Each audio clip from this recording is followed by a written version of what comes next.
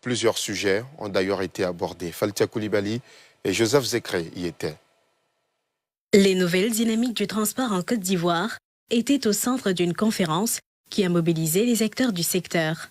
C'était donc l'occasion d'aborder l'évolution du marché des équipements de transport, ainsi que la diversification des acteurs, marquée par l'arrivée d'un constructeur turc. La première étape consiste de faire son entrée sur le marché ivoirien en faisant des premières ventes et surtout à s'introduire et se faire connaître sur le marché ivoirien.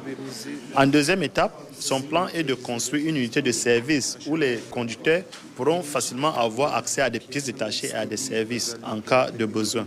Et en dernière étape, son plan à long terme est de construire une unité de production de semi-remorques ici en Côte d'Ivoire. Nous devons nous focaliser sur les modèles que nous avons pu collecter dans les besoins premiers des conducteurs, des transporteurs ivoiriens. Avec FESAN, nous avons trouvé un partenaire qui répond à nos besoins, c'est-à-dire la qualité est là. En sus de la qualité, le rapport qualité-prix est également présent.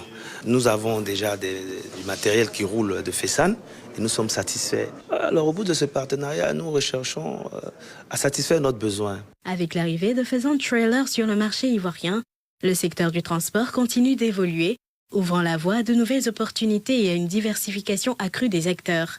Les échanges lors de cette conférence posent ainsi les bases d'une modernisation dans le milieu du transport de marchandises entre innovation et compétitivité. En Afrique du Sud, l'heure est au deuil et au recueillement. Ce jeudi, le pays a rendu un hommage